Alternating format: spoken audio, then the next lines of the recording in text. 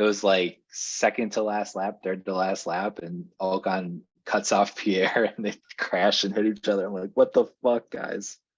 I'm waiting for that to happen with Ferrari. They can't figure out their shit, who they want to be the number one guy. They can't figure it out. I love it. I mean, it should be Leclerc. Like, hands down, it should be Leclerc. They just can't get him a car or a tactician.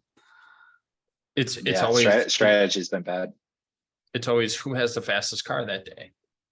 And they always pick whoever has the slowest car to be the first person, which is so dumb.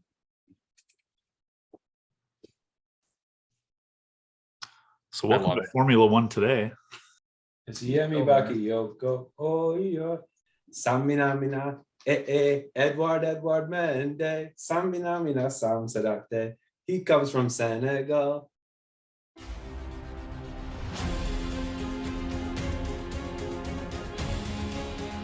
And I think going out and get Saul was the top transfer of the market for Chelsea.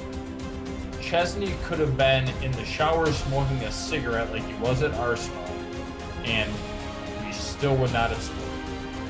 My rants have been fueled by Scotch. Don't get it twisted. Big Rom. Man, fuck you. In Roman we trust, right? You and me are going to have a battle royale about Jorginho and diving.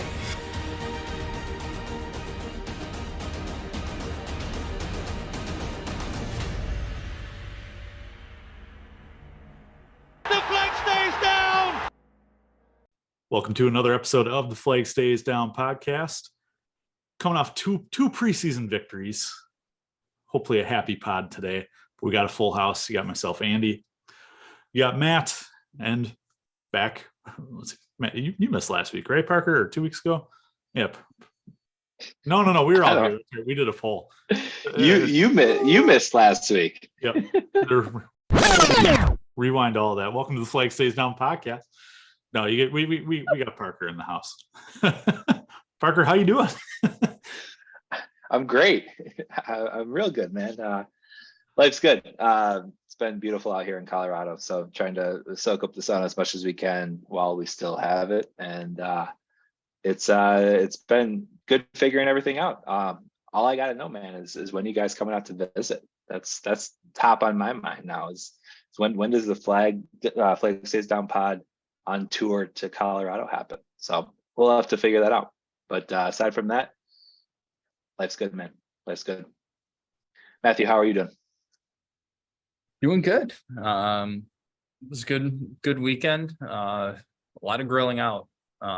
Went by a couple of friends of ours yesterday. So went and hung out with them. Had some smash burgers on the Blackstone. And then actually today, good friend of the pod, Joe Mach, actually stopped over with his girlfriend, and so we just hung out with them and threw on some brats and just had a darn good time. So yeah, all in all, successful weekend. Can't complain too much. And Collins, how are you, my good friend? Good. Yeah, I'm glad. It kind of seems like everybody had a little bit of a layback weekend. Mine was about the same. Celebrated my nephew's birthday yesterday with a cookout. Got into a rather heated game of bags with the other uncles, which was fantastic. But no, then today it was spending a lot of time at the arcade with my son and his buddy. So Parker, you'll be happy to know I hit like 50 million points on the Mandalorian pinball machine. So I was very happy with that. And a boy, it's not a bad score at all. Yeah, I was shooting for the high. It was 86 million. So no, but we definitely got to figure out a time to, flag. I don't even know how to phrase it. Flag Stays Down, goes to Denver. So, boys, like I said, we got two wins in the bag to start this preseason. I texted you guys yesterday that it feels a lot better than preseason felt last year, not just on the results side, but the all-around feel around the team. And there's been several, I would say, almost like breakout kind of standout performances by a lot of young players. So we'll start right there. Who has impressed you guys so far in these two preseason matches? Matt, we'll start with you. I mean, for me, the obvious one is Nico Jackson. He's just doing it all. Goals, assists, mainly the assists. He finds himself in very good spots, makes a lot of dangerous runs. I mean, the Mudryk goal, I could watch that for hours. That was just fantastic. He's behind Mudryk. Wonderfully taken goal by Mudryk for Chelsea. But just seeing the way that he's able to link up with everybody so well right away, I think is going to be a big part of his game, and something that we thought might take a lot more time. But right now, all things are looking very positive for him. Granted, it's 2 games, it's preseason, so let's keep our reservations about that. But it's hard to argue with what he's put out there as a product. So for me, I think he's my standout so far. And I love Mudryk's quote with the NBC post game people in yesterday's match, talking about that goal that you're talking about, the 1-2 back and forth between Mudryk and Jackson. He goes, just imagine, this is our first game together. I cannot wait to see how this builds as those two kind of become friends on the pitch. I know Jackson talked about his best friend on the pitch being Matt, your buddy, Mark Cucurella, who assisted Jackson's goal with a beautiful ball. But yeah, Jackson definitely a standout. Parker, who you got? Yeah, so I'll go a little bit out of left field on this one, but it's because your preseason obviously not indicative of how your normal season goes, but at the same time, you want a positive preseason and not a negative one. You'd rather be winning games than losing games. And I distinctly remember last year losing to Arsenal 4-0 in the preseason, and everyone said like, no, it's just preseason, it's fine, it's not what the season is, it's a tune-up, whatever. And it was indicative of how our season went. Arsenal did have our number a little bit, and it wasn't fun to watch then, and then it wasn't fun to watch it going into the season. So I'm happy that we're at least showing signs of improvement. And the guy I give a lot of credit to is Mauricio Pochettino. That's who has stood out to me, because you're coming into a situation that it's incredibly difficult to navigate after the tumultuous manager carousel that Chelsea had last year.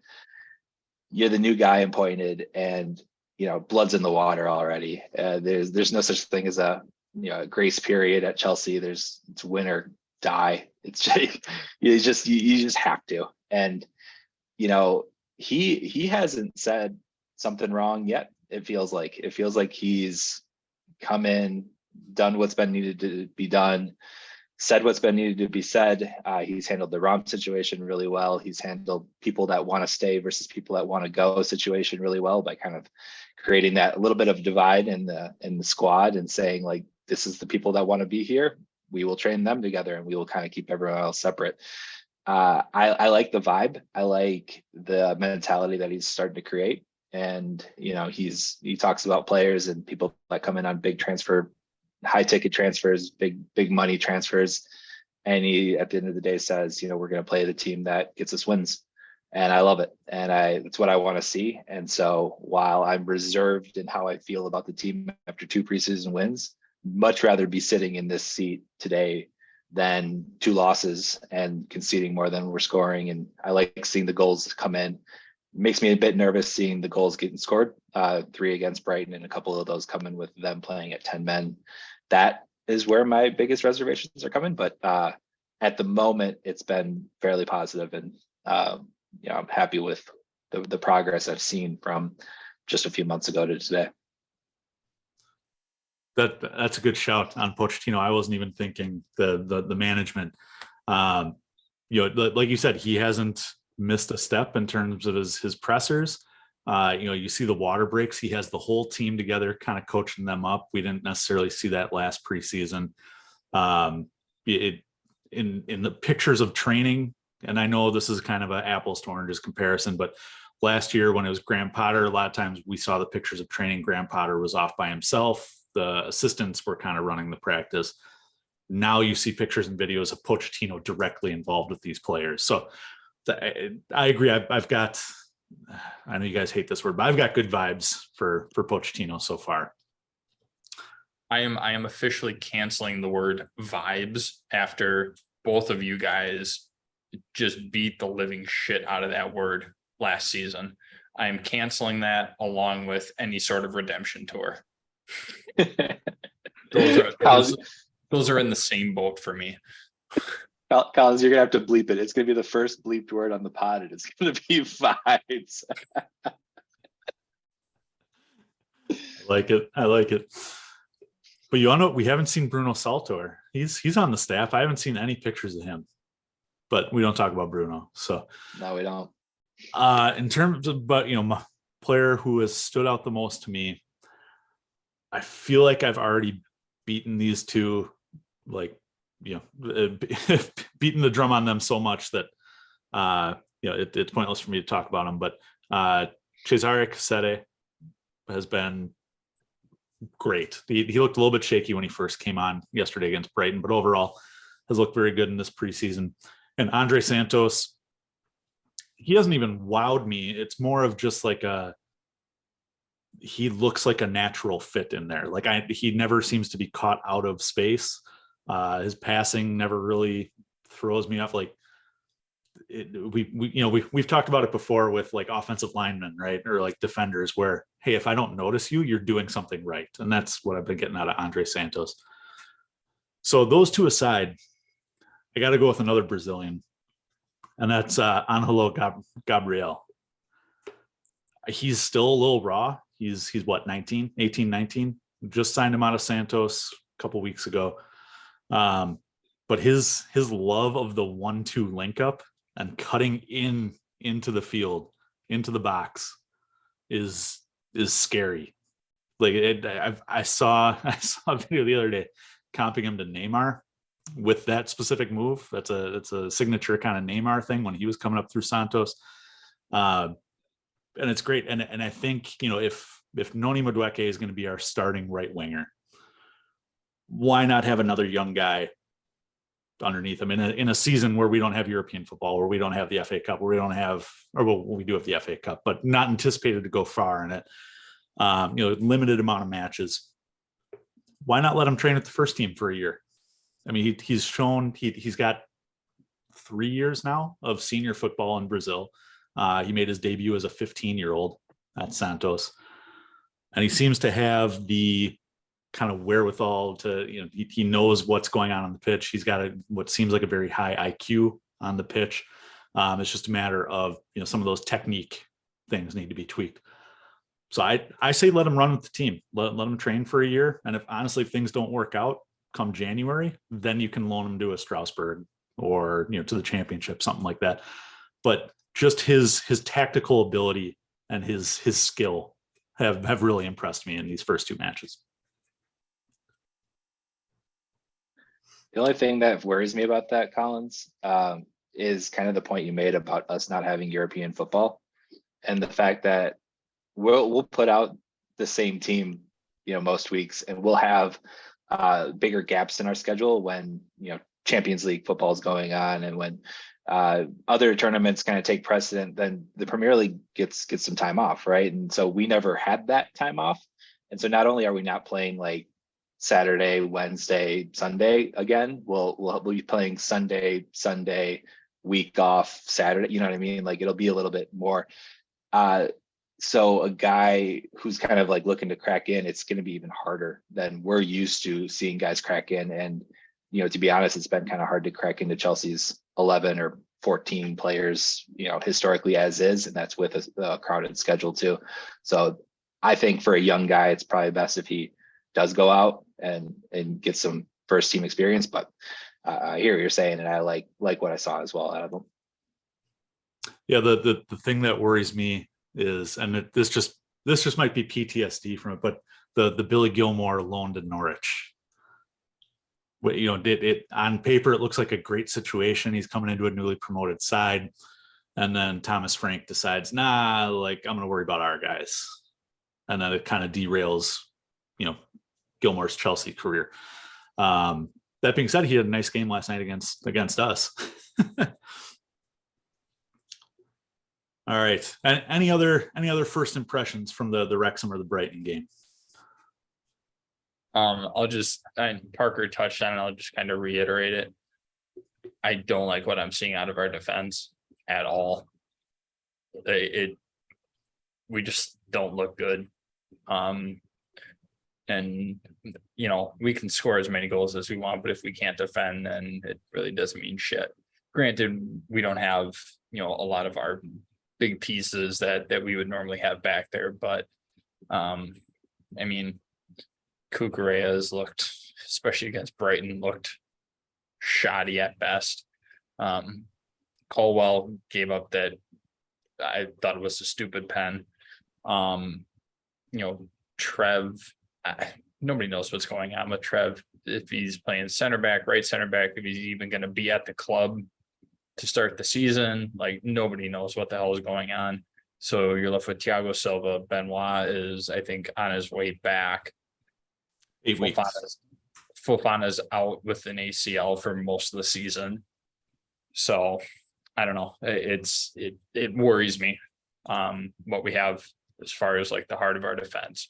But again, it's preseason, but at the same time, when you give up 2 goals to a 10-man Brighton side and you give up 2 goals to Wrexham, it doesn't bode well for you.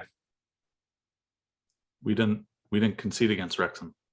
Oh, sorry. I thought we did. I'm sorry. I was thinking the scoreline of a different game. Sorry about that. My bad. But point either way is we shouldn't be conceding any goals against the 10-man side, much less 2. Let me counterpoint you there. And I think you kind of touched on some of my counterpoints already, and the fact that our depth right now with injuries is not great. And in game, there's a lot of shuffling along that back line. Trev went from center back to right back to center back. Cucurella went from left back to center back and then stayed at that left center back role. Thiago Silva only played 45 minutes. Colwell is still young.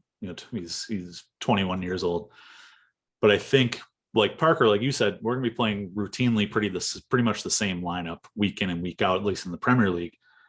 And I think if you're going to build something defensively, it's going to be Silva and Colwell as your center backs, while Fofana and Benoit are out. So that's only going to get better with time. Trev, we have seen, as a reliable backup in the center back role. Looked terrible at right back, Matt. I will give you that. Absolutely looked terrible. But in terms of the wing backs, I think we had 2 of our best performers yesterday come out of the wing back role. Benny Chills, playing at left back, looked fantastic, especially going forward with Maatsen ahead of him, coming back to cover. It allowed Chilwell to really get up, stay wide, do what he does best. And then on the other side, Malo Gusto shut down one of the Premier League's best dribblers in Matoma. Yeah, he let Matoma go over him to set up the goal originally, but the rest of the match, he had Matoma in his pocket. Malo Gusto, for me, was one of the breakout players of that match for me. So let me clarify. Our center backs. I'm not concerned about our wing backs. I never have been. Fair.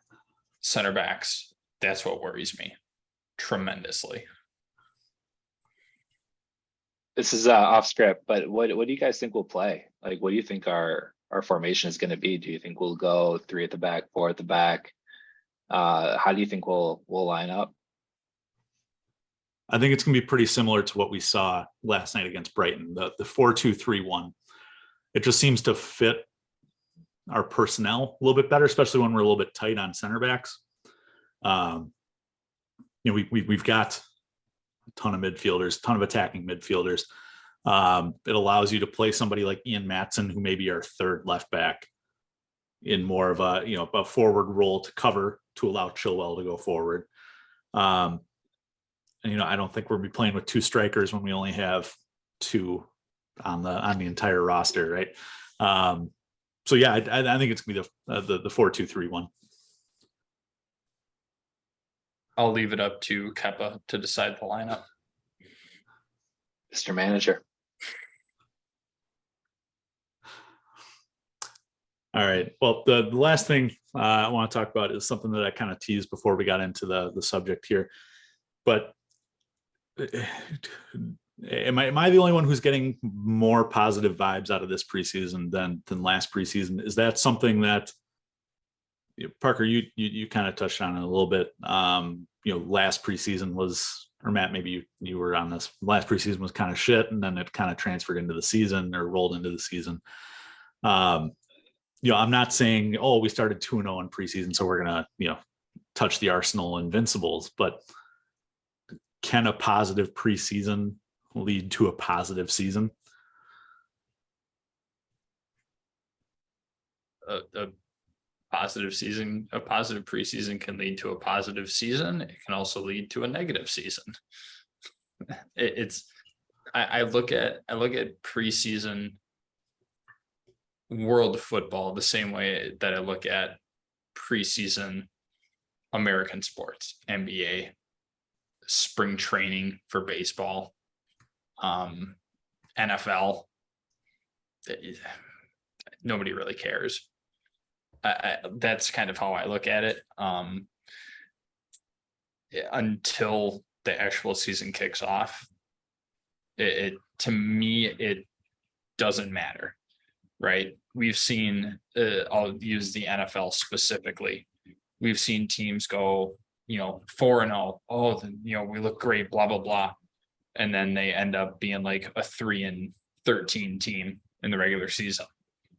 It's not indicative. It's feeling out what players are going to make. It's a glorified triumph, right? That's all preseason is.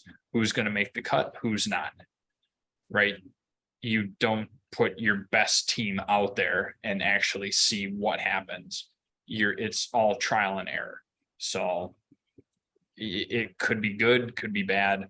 I don't put a lot of stock into the preseason as far as what the results do. If we win every single preseason game, great. Still wouldn't really care that much, and still wouldn't sway me one way or the other as to if we're going to have a positive season or a negative season. That being said, I enjoy what I'm seeing currently, but I'll wait until the season starts and we actually get into the trenches to make a judgment on it. Yeah, I'm obviously more excited about this preseason than I was last season. It's been good to watch, and it's been good to watch individual players kind of step up to the plate, and we start to figure out what we have in certain guys. And there's a lot of names been floated out past couple of years of, what does this guy have? What can he bring to us? And a lot of players, even like Nkunku, who we signed in principle, a while back or last January, but haven't gotten to see until this preseason. So it's been fun to watch, what we have in certain players. It's been fun to see the team back in action. Obviously biased. It's been fun to see him playing on US soil, which has been cool. But, wins aside, Matt, to your point, the wins don't matter. It's how did those individual players perform, and where are we deficient a little bit, and where can we, where are we solid at, and figure some of those things out. I think for Poch, it's a good trial of, where does the squad sit today, and where does he need to make those improvements and get us, ready for that Liverpool match, which is coming up relatively fast. But I am excited. It's been fun. It's always fun to win. I don't care if it's a friendly or preseason or Champions League final. It's fun to win. It's fun to see your team score goals. It's something that we haven't been able to celebrate for a while, which is multi-goal matches, and that I enjoy. I enjoy watching us win. I enjoy watching us score. Yeah, I look back to last year and the argument for Tuchel and for Potter, both slightly different. But for Potter, it was, he didn't have a preseason. He didn't have a good preseason to get his team ready. In fact, he blamed Tuchel's preseason at one point for how poorly the team was playing. And then, you look in the lead up to Tuchel being sacked, and the talk was, oh, it was such a disjointed preseason. They were playing, all across the United States, so much travel. They were playing in warm weather, blah, blah, blah, blah, blah. I look at the games themselves, and it's not so much about the results. Matt, you're right. Doesn't matter if we win every single match in this preseason tour. It'd be nice, but it doesn't matter. I think it's to use the canceled word, it's the vibe of the team, the vibe, the feel of the team, how they're looking. And I'm encouraged so far.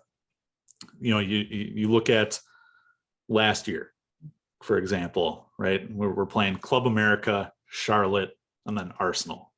The only Premier League team we play, we get thumped by 4-0. The season we go on to get thumped all season, right? This season we're playing in the preseason primarily Premier League teams, with the exception of Wrexham and Dortmund. If it's like anything that we saw last night against Brighton, we're going to be seeing a lot of first teamers or first squatters for these other clubs that we're facing. It's going to be a real challenge. And you look even internally at Chelsea last preseason, that we brought along a lot of guys who were like, hey, let's audition you to be sold. And so when our first teamers did play, it was Mason Mount doing the TJ Ford run around the key with the ball, just in circles, trying to find somebody, and no one's making any moves. That's what Mason Mount was doing last year. Lukaku was just standing there. Give me the ball. Give me the ball. He didn't make any moves. Yeah, thumbs up. Thank you, Matt. I'm not seeing that this preseason. I'm seeing fantastic runs off the ball, which is something we did not see at all last year. I'm seeing a defensive high press, which is something that we've typically tried, and then after it didn't work about 5 minutes, we'd give up on. I've seen us sit back and then play for the counter, which normally we sit back and then Thiago Silva passes it back and forth with Kepa 5,000 times, right? Or Jorginho, Matt. I'm seeing physical, like actual changes in this squad, and that's something that we had all talked about. We wanted to see out of the next manager, regardless of who it was. That would be the improvement, would be changes in the way that we play in a positive manner. And I'm seeing that so far out of Pochettino. And like I said, going back to Mudryk's comment of it's our first game together. I can't wait to see how this group gels, because they all seem like players who want to be here, which is something that we have not had in a year and a half, maybe more. So I'm encouraged, and I think it can lead to a more positive season than what we saw last year or even the year before outside of the Champions League final. So one of the things, I don't know if this is really like a counterpoint or if I'm just supplementing. To me, it seems like we have more auditions. We have a lot more youth. We're older than all of them. So we have kids that can run and are willing to run and are getting a shot at a big club. They're trying to do everything they can. They will run. So you talk about the high press. Yes, they are going in, they are hauling ass. And keep in mind, they know that most of them are going to play 50, 60 minutes. So they can go kind of all out if they want to. I think that helps.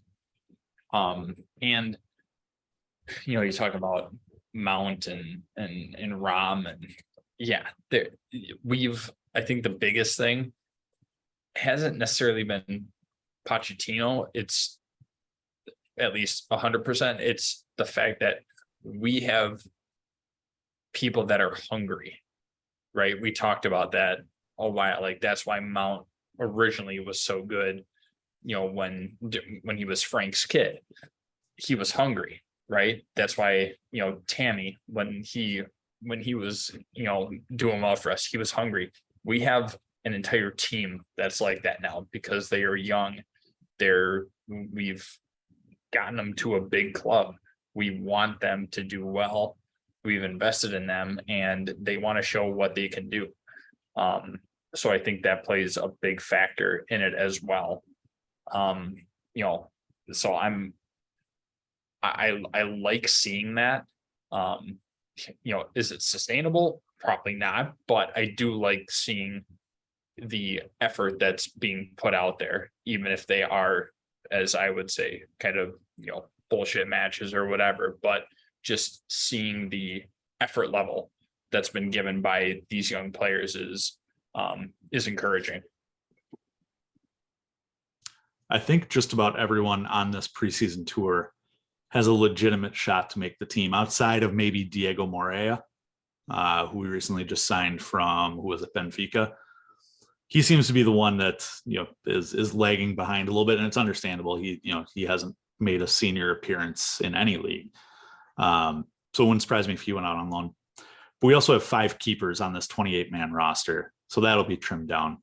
So outside of that, it seems like, outside of Lukaku maybe not being sold, or Callum Hudson-Odoi not being sold, which it sounds like both might be, I don't see too many internal additions to this squad. Maybe Caicedo comes in and you send out Cachete or Santos on loan. But this might be the squad that we're rolling with no future additions to this club. Speaking of which, Collins, what do we have as far as future additions? What does the transfer melting pot look like this week? Oh, it is a melting pot, Matt. So we seem to be linked with several attacking mids / hybrid wingers. Three main ones to keep your eye on. One being, Matt, you and I talked about this one a couple weeks ago, Ryan Cherki from Olympique Lyonnais, 19 years old, represents France at the youth level, has already made almost nearly 100 appearances in Ligue 1. Michael Olise from Crystal Palace led the league in expected assists last year for Crystal Palace, was the only player under the age of 23 to be in the top 10.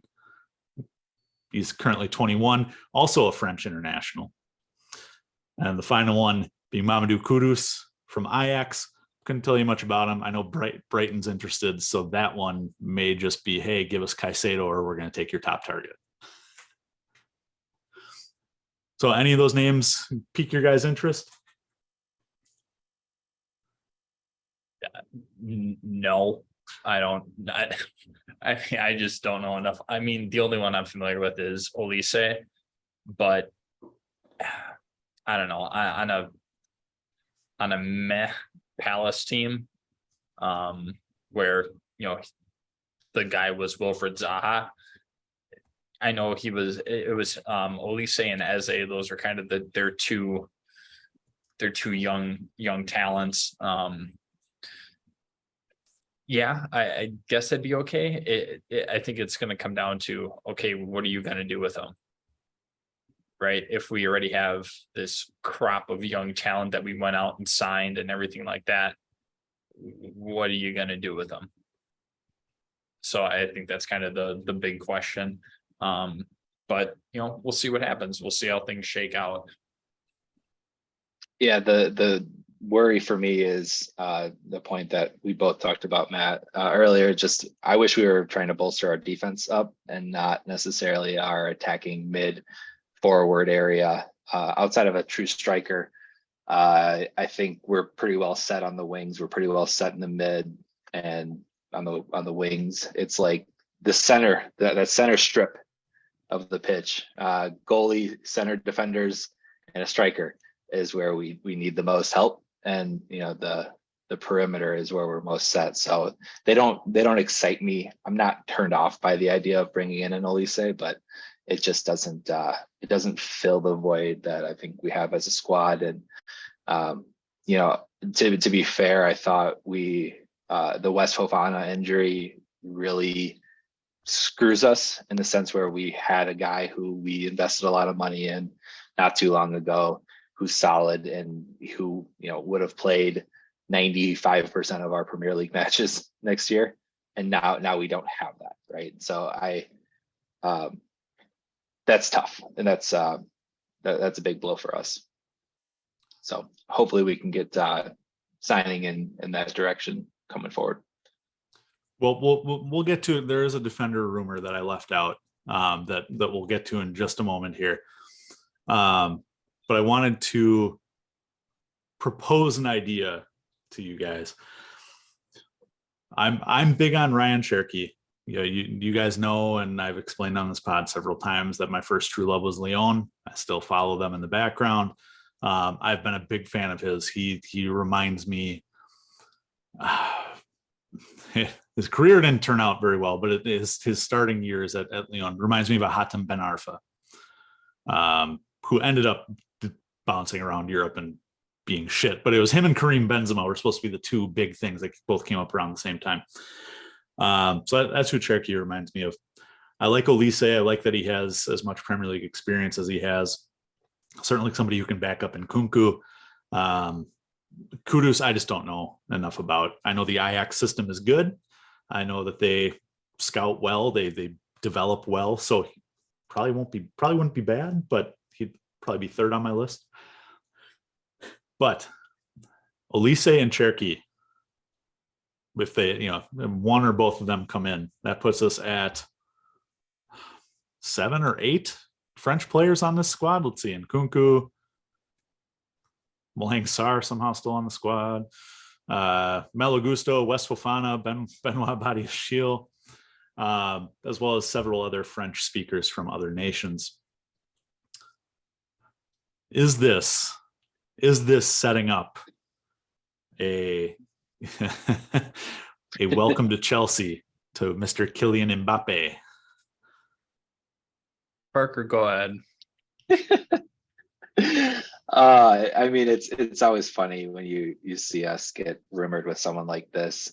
It feels like Chelsea's never in the discussions. We're not even in the radar for it. So I don't know, man. He's one of those players though that's generational, and you can't turn him down. But you gotta find a way to make it work with your pay structure and the team that you're building. And I think the only way you could do that would be to lock him in on a long-term deal. And I don't think that's possible. So I don't want him on a short-term deal. We were talking about some of the contract clauses that could be put into a potential deal to bring him in. I don't think he's worth it for a year. I don't care about the jersey sales. I don't care about the hype and the pomp and circumstance around bringing him in. I don't care about ticket sales. We sell out every match anyway. Like it doesn't matter. We're trying to build a team for not just this year, but for the future. And so we've gotten a lot of guys in on a long-term deal. So if we can sign Kylian to a 6-year deal, I'm all for it. But 1 or 2 year deal, it's just not. It doesn't get me as excited. Even if it would be a phenomenal year. We would have a ton to talk about, boys, for the next 12 months if that was the case. But podcast aside, I don't think it'd be worth it for us.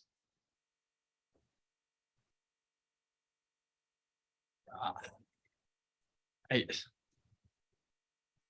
stop with the big names at Chelsea. Can we just all agree on that?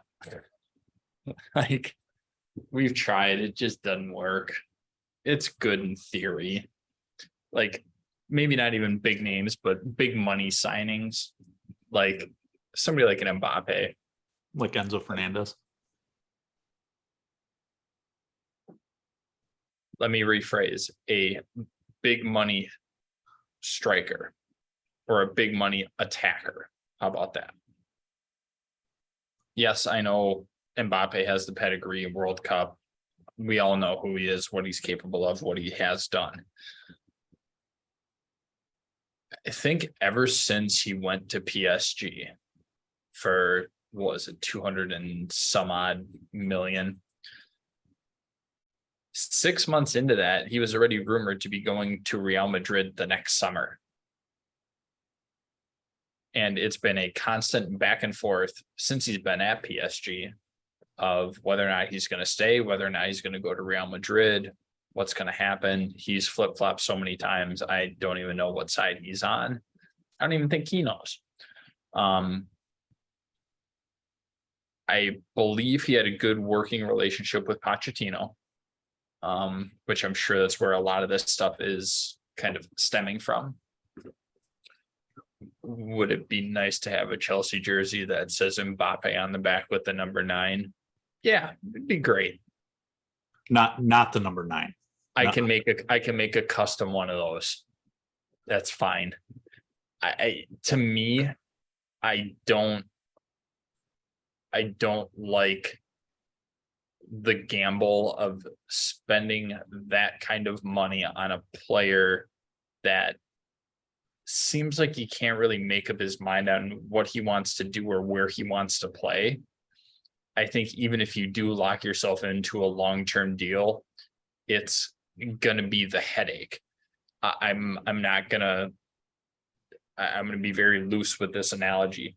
I don't want it to turn into a ROM type deal where something happens or you have a player with so much ego that it starts breaking things up as we're trying to build something new, right? I don't want anything to get in the way of that. He would be a player that I think could have an impact like that. I'm not saying he will, but I'm very leery of it. So as much as I would love it, I don't necessarily want it. Okay. All right. I understand you. I understand your points. You were very anti-Ronaldo. I'm sure if Messi had been linked, you would have been anti-Messi. Anti-generational talent. I understand. Anti-Neymar. Yes, anti-Neymar. Oh, firmly anti-Neymar. Even though we have the next Neymar in Angelo. Yeah, the next Neymar, not the Neymar. There's a big difference. So I'm for it.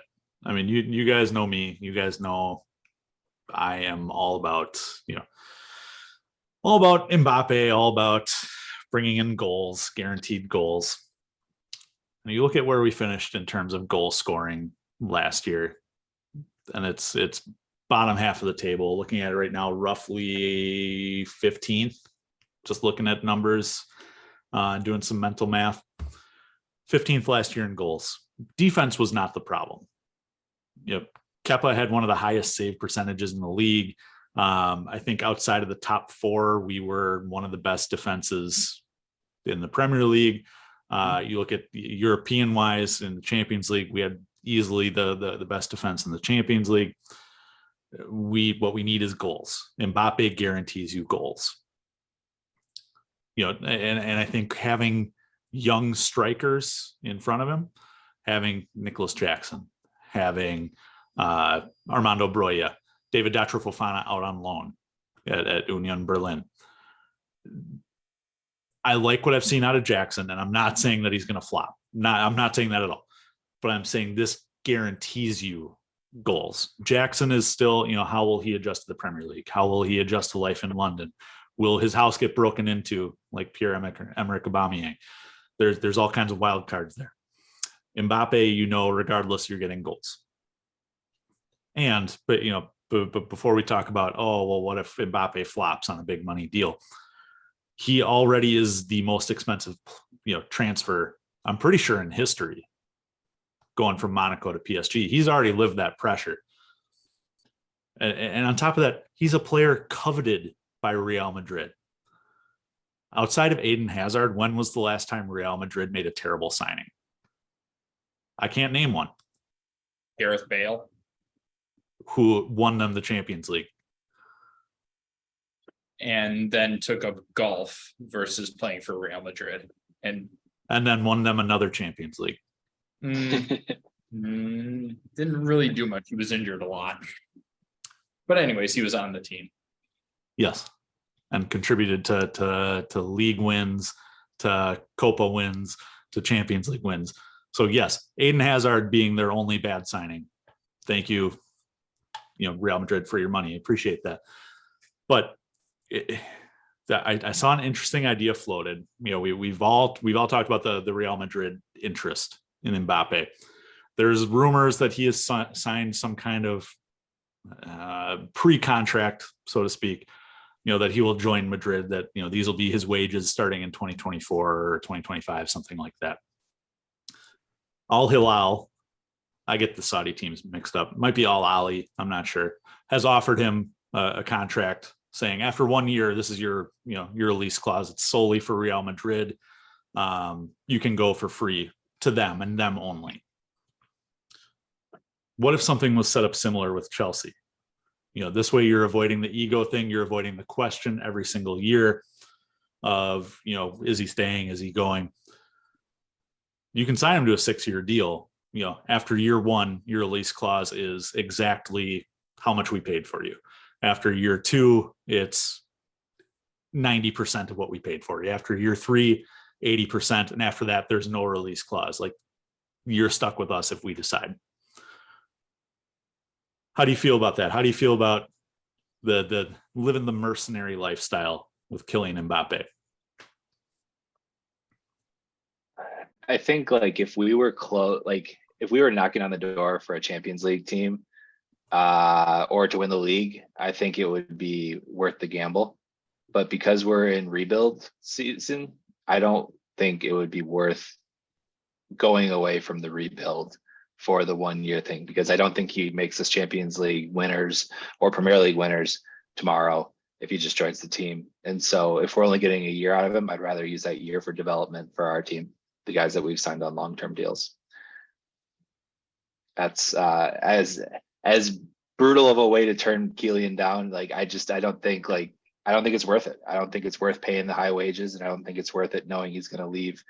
And then we've got someone who comes up underneath him, and that person could have been playing all year, and that development is just all wasted now. That gelling is all wasted, to use your word, Collins.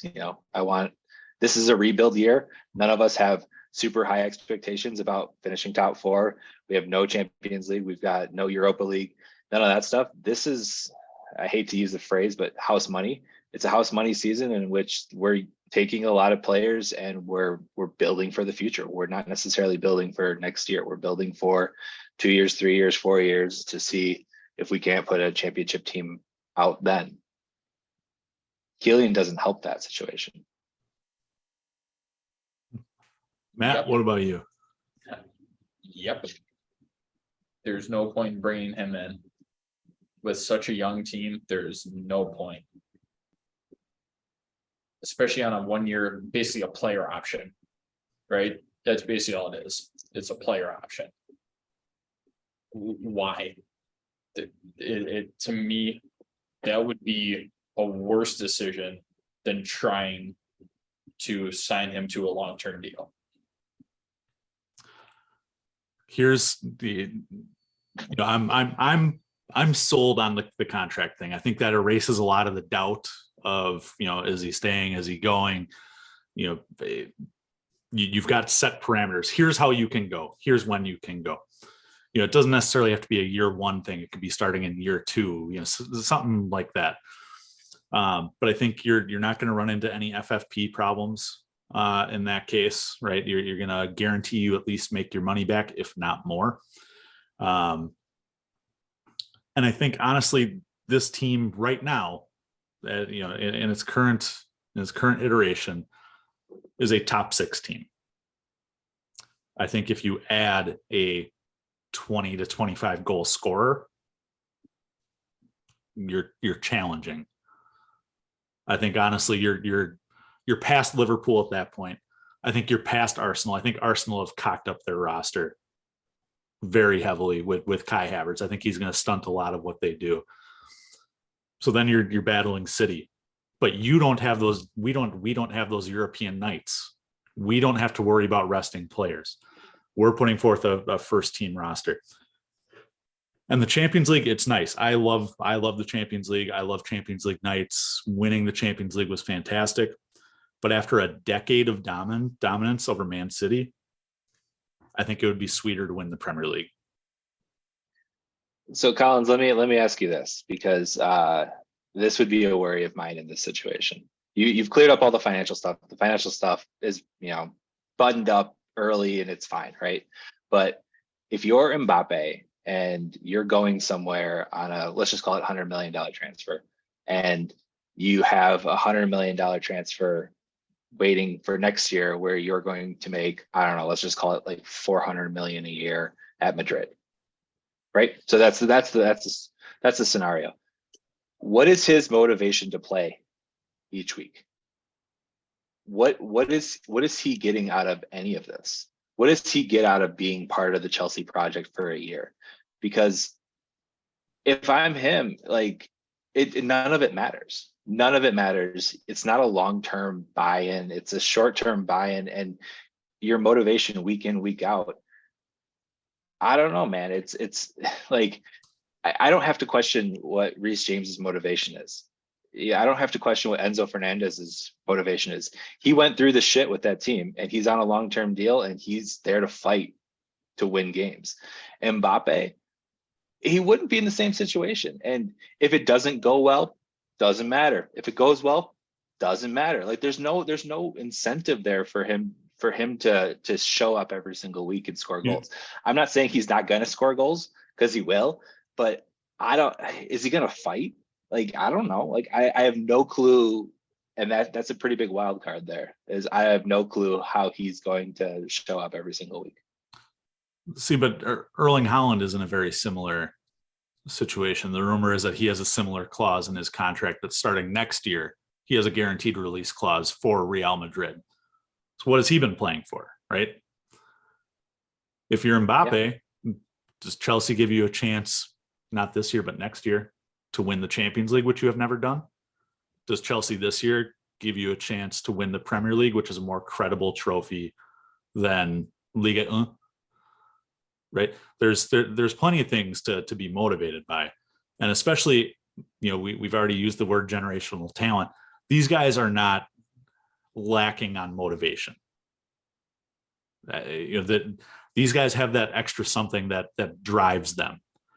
The Ronaldos, the Messis, the Neymar, players like that.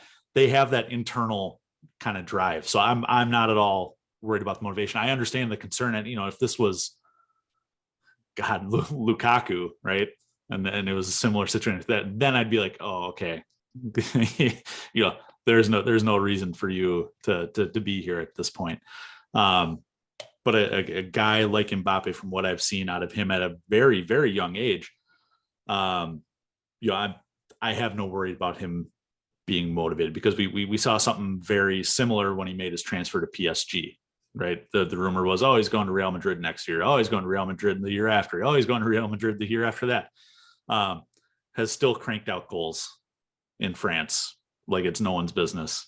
Has led PSG to countless league titles now.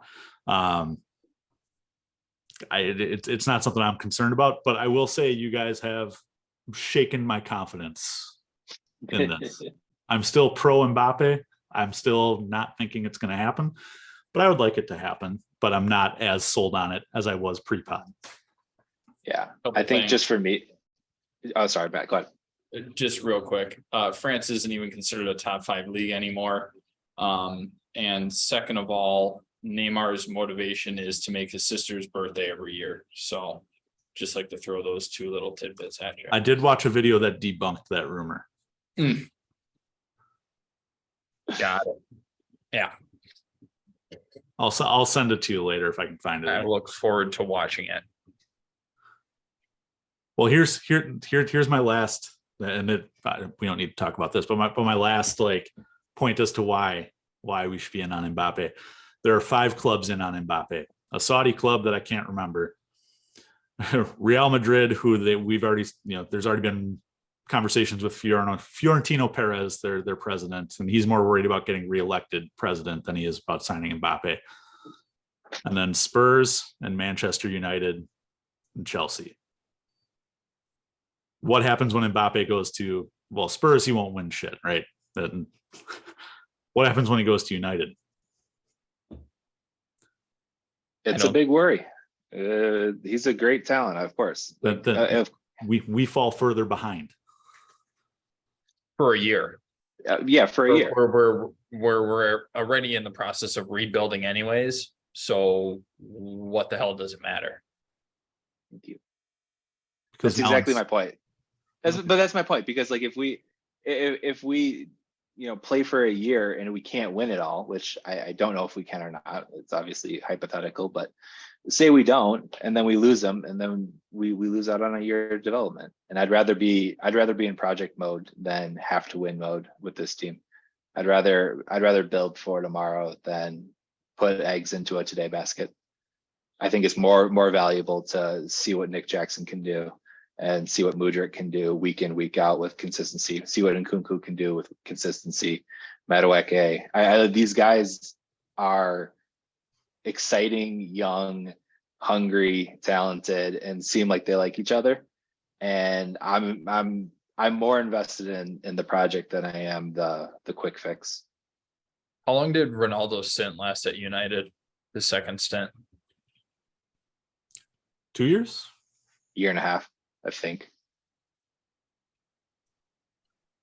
Yeah. Maybe 2 years. I think it was a year and a half because he might have been on the team for 2 years, but he didn't really play much of the second half. Okay, just curious. Obviously, a different situation with him being also comparing 36. a 37-year-old to a 23-year-old. But I'm just saying at a certain point, comparing a guy at the end of his career Ronaldo to a guy. No, you wanted Ronaldo at Chelsea, who would have only been for a year or two.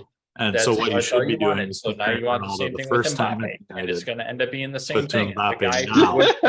Because those two are similar. All right, maybe have his 2 feet out of the door. Barca, He's already got both of his feet on a plane to Madrid before he even steps foot at Stamford Bridge. He's got 2 feet on a plane to Madrid.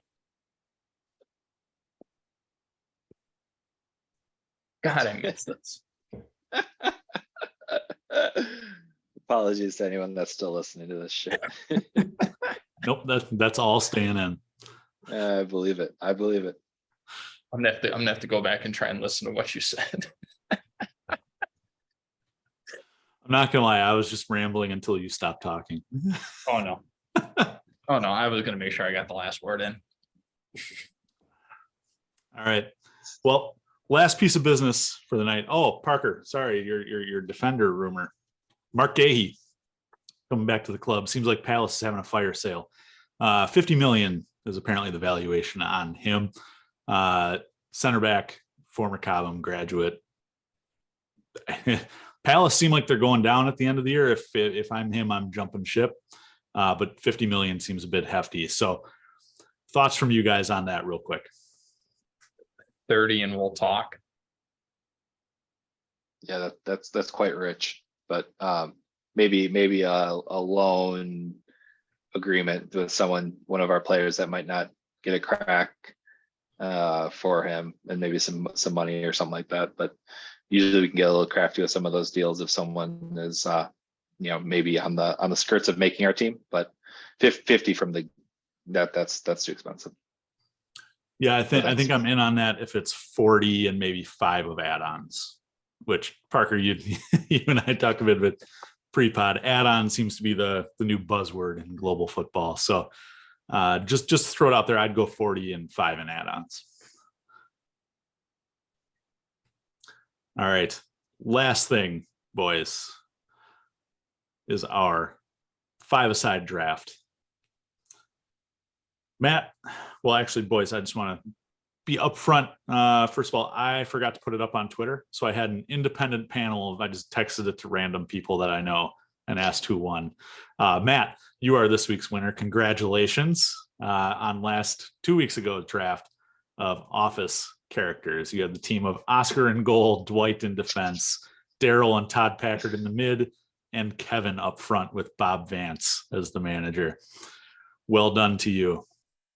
So, Matt, what is this week's theme?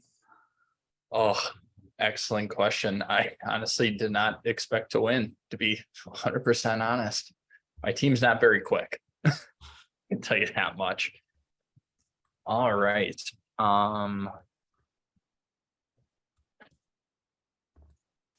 Boy. All right. Collins, can you scroll up for a second, please? On our lovely spreadsheet. All right. So we've done Marvel characters. What was the sports movie? Sports movie characters and The Office. Boy, oh boy. All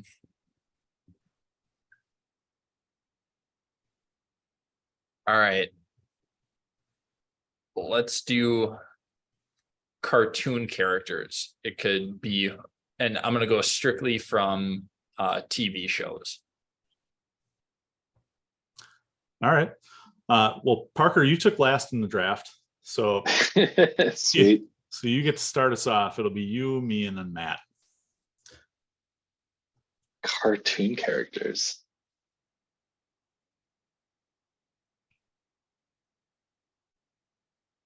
All right. Cartoon or animated. Yeah, however yeah. you wanna. No, I gotcha. All right. So goalie, defender, two defenders. What do we? Goalie, one Defender. defender, two mids, and a forward. All right. I'm taking the defender off the board first. I'm taking Buttercup from the Powerpuff Girls. Oh yes, solid choice. I like that. All right. Well, I'm gonna go with the forward. I'm gonna break the cardinal rule here, not taking a forward first, but I will. And it's gonna be Stan Smith from American Dad, CIA operative. Nice. All right. I'm also going to go with a forward. Just you don't get much more clinical than this. Just a trained assassin. Give me Sterling Archer. I was trying to figure out a way to put H. John Benjamin somewhere in this draft. Thank you for doing that. Yeah, because Bob from Bob's Burgers ain't gonna. No. All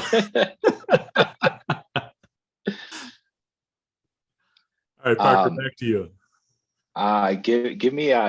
Give me one of the most famous cartoon characters of all time, and he gets a skateboard so he can play on the mid. Give me Bart Simpson,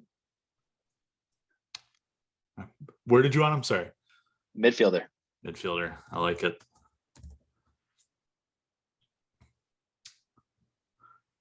All right. Oh man. All right. I'm gonna go with the midfielder. Guy with a little bit of creativity. He's got a very high IQ. I'm gonna go Rick from Rick and Morty. Nice.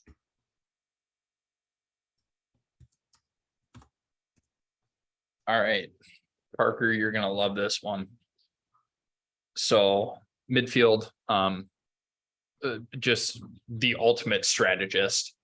I'm gonna go with Yugi Moto. Nice. Sick.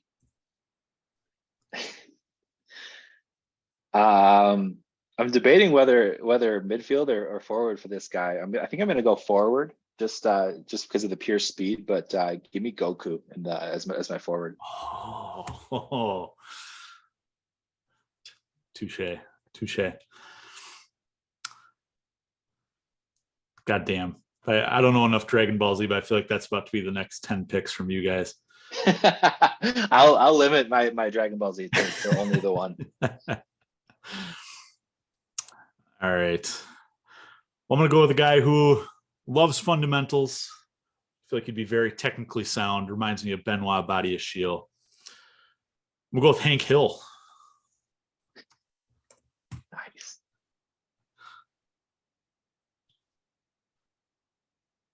Very nice. Very, very nice. All right. So for my midfielder, my next midfielder, I need pace, need some quickness. And a very, very good thinker on the pitch.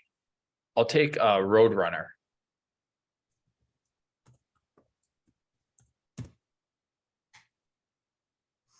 Old school. I love it. Mihailo Mudryk. I like it. All right, Parker, you need a midfielder and a keeper. I'm going to take a keeper off the board.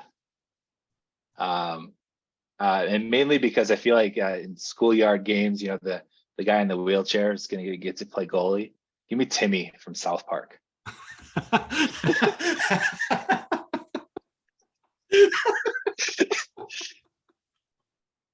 He will yell his name and he will save balls. That is what he's there for.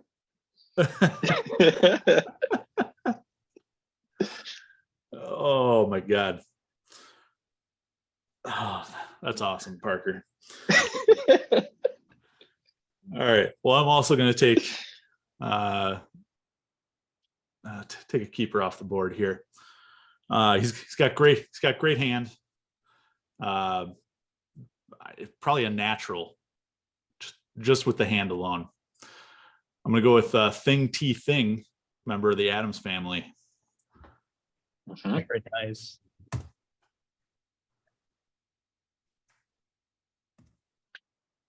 Wow. All right. I need my bruiser back there in defense. Somebody tough, somebody not afraid to stand up and kind of show how things should be done.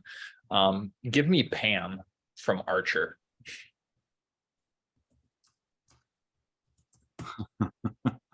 Well played. All right, Parker, just a mid for you.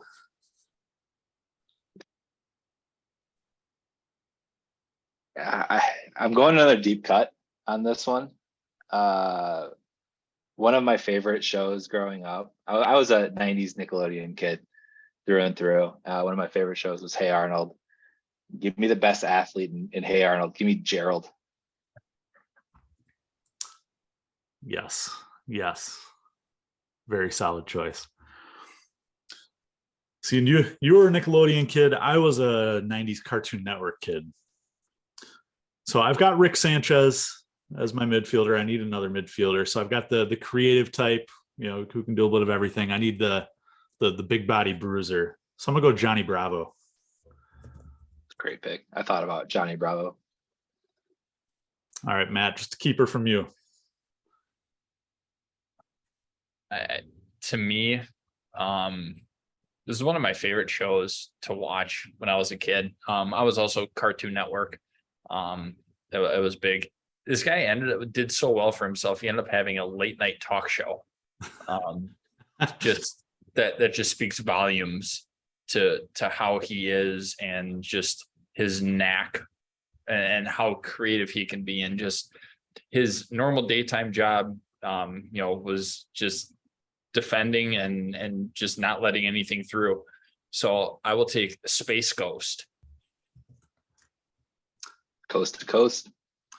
I thought about typing that in before, as you were talking there, but I didn't know if you were going with him or Brack. Ooh. Ooh.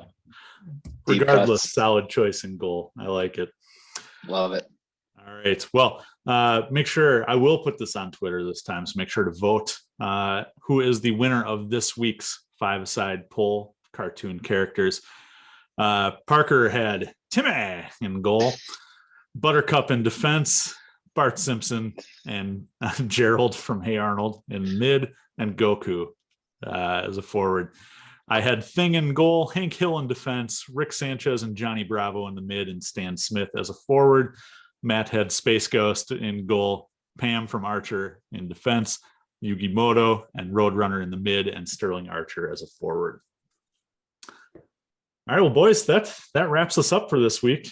Congratulations on a great pod, everybody. I thoroughly enjoyed it. I got good vibes coming out of this.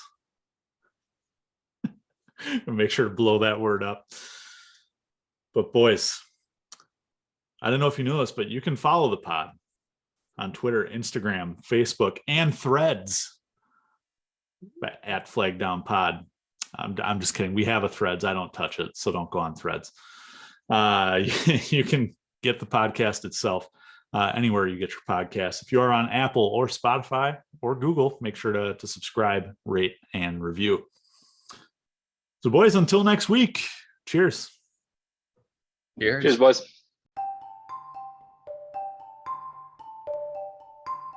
I'm all potted out.